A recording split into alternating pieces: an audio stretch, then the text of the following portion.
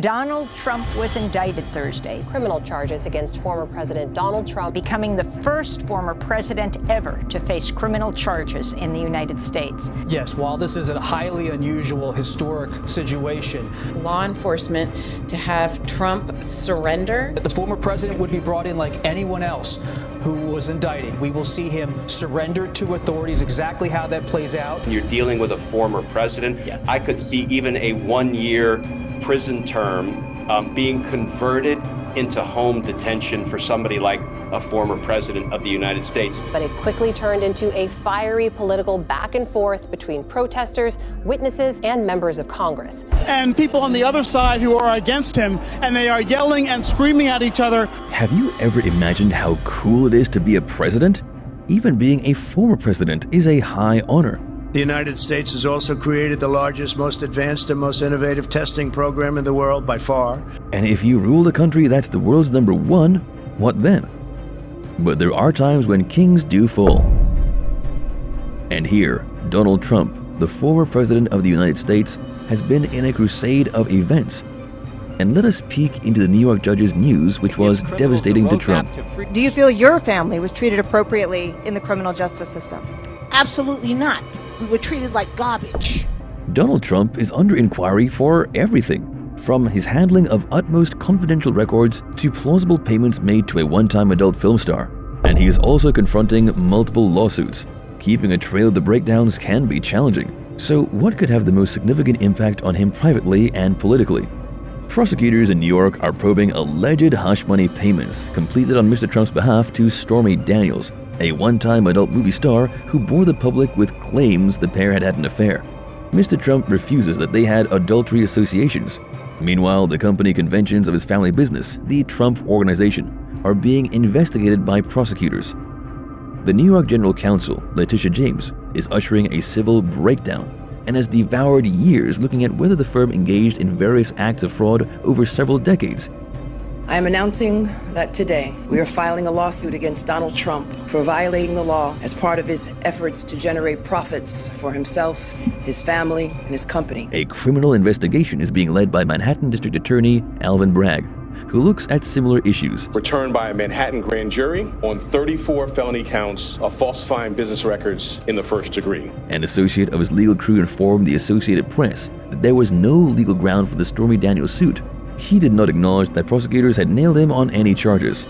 Separately, the retired president and his attorneys have urged the allegations against the Trump Organization are politically motivated. Mr. Trump has often denounced both Ms. James and Mr. Bragg. In the Stormy Daniels lawsuit, Mr. Trump has been requested to attest to a grand jury. Experts recommend this implies he could soon face criminal accusations, but it is indistinct what these could be. If prosecutors rule, it will be the first criminal case ever brought against a former U.S. president. The first president in U.S. history to be arrested. The criminal quest into the Trump Organization has already produced convictions. The organization was found guilty of forgery and fabricating business records in December and fined $1.6 million. Alan Weisselberg, the firm's chief financial officer, was condemned to 5 months in jail in January. We have breaking news out of New York where the Trump Organization has just been sentenced following its conviction of tax fraud. The Trump Organization has just been ordered to pay a $1.6 million fine. In the civil suit, Ms. James has weathered a case against Mr. Trump and his 3 kids, accusing them of astounding forgery and scam. New York's Attorney General filed a $250 million civil lawsuit accusing former President Donald Trump, 3 of his children, Trump Organization, of fraud. The case alleges that the family inflated their net worth by billions and is pursuing $250 million, allegedly acquired through forgery. It is also seeking banning Mr. Trump and his children from serving in a leadership role in any New York business. A Manhattan judge has disavowed Mr. Trump's offer to postpone the trial, saying the scheduled date of October 2nd is penned in stone. The Department of Justice is peeking into removing government records from the White House, which were then taken to Mr. Trump's Florida estate, Mar-A-Lago, after he left office. Investigators assess how these records were held and who may have had the key to them. The one-time president's sprawling beachside property was trawled in August, and 11,000 manuscripts were captured, including about 100 marked as classified. Some of these were labeled utmost confidential. Unsurprisingly, we know very slight about what's in the records at this stage. But classified materials usually contains information officials feel that could damage national security if made public. He's denied wrongdoing and criticized the Justice Department's investigation, branding it politically motivated and a witch hunt. He has offered shifting defenses, which have mostly pivoted on the argument that he declassified the material. No proof has yet been furnished that this is valid. The one-time president has also argued that some documents are protected by privilege, a legal concept that would prevent them from being used in future proceedings. An independent lawyer reviews the seized material to determine if this is the case, and that process continues. But Mr. Trump has not directly addressed why the documents were at Mar-A-Lago in the first place. This is an occupied criminal inquiry and could result in charges being filed. Among other ordinances, the Justice Division accepts Mr. Trump may have transgressed the Espionage Act by upholding national security data that could be used to harm the United States. In addendum to charges relating to the classified records, prosecutors also look at the deterrent of justice as another probable crime. Mr. Trump's crew is now in legal combat with the Justice Department over the breakdown. The department has designated an autonomous lawyer or special advisor to overlook all its criminal probes into Mr. Trump. Jack Smith will usher its miscellaneous investigations and nail whether to bring charges.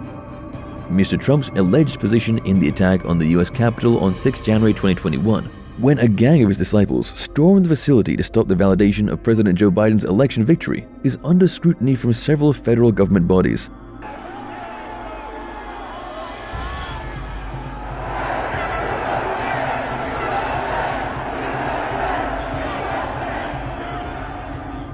The most perceptible has been a congressional panel that spent 18 months scrutinizing Mr. Trump's actions.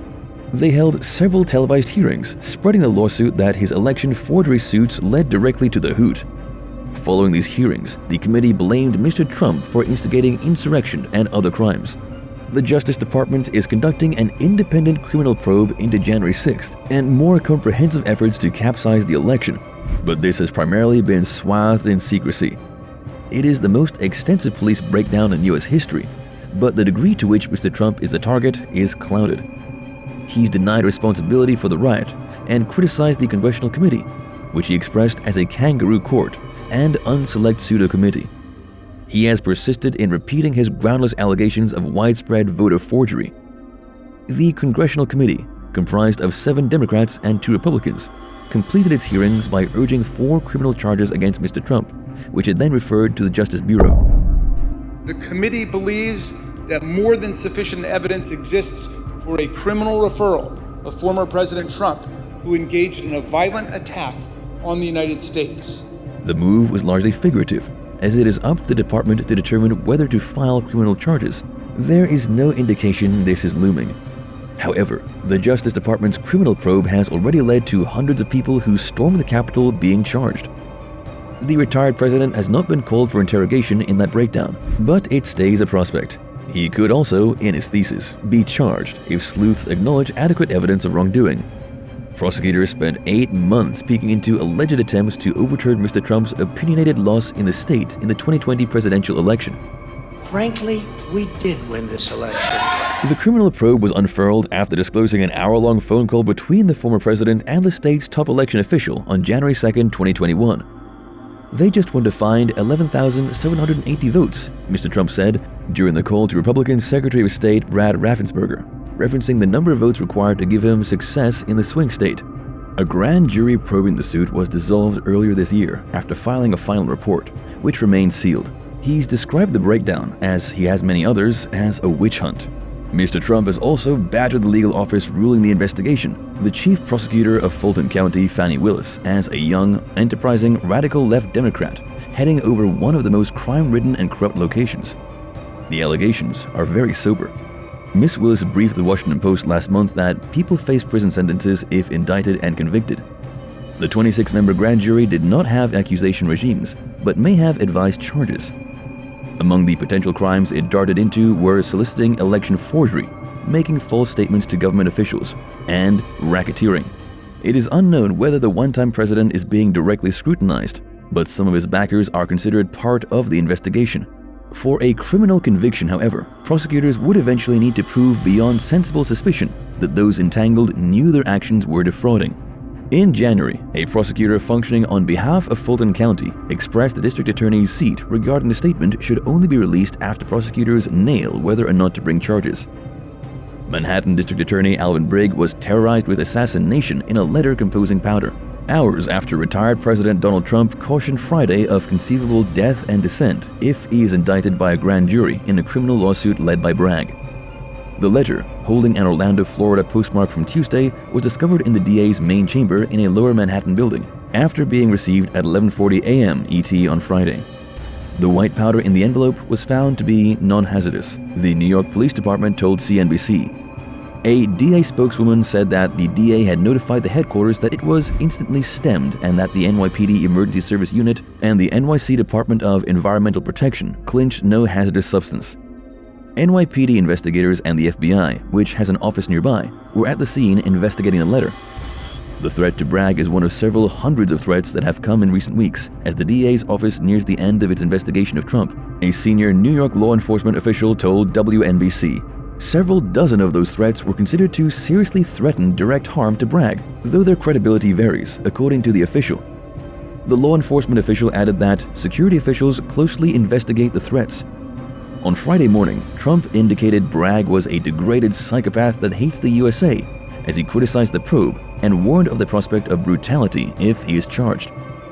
What kind of individual can charge another person, in this case, a one-time president of the United States, who got better polls than any sitting president in your and a Supreme candidate for the Republican Party nomination, with a crime, when it is known by all that no crime has been committed, and also known that possible death and dissent is such a false accusation could be fatal for the country, added Trump. Do you agree that Trump should be punished, or is this political drama to fool the public around? Comment down what you would do if you were a Trump follower. Will you run behind the truth, or will you sit back and witness all these happenings? Until then, adios.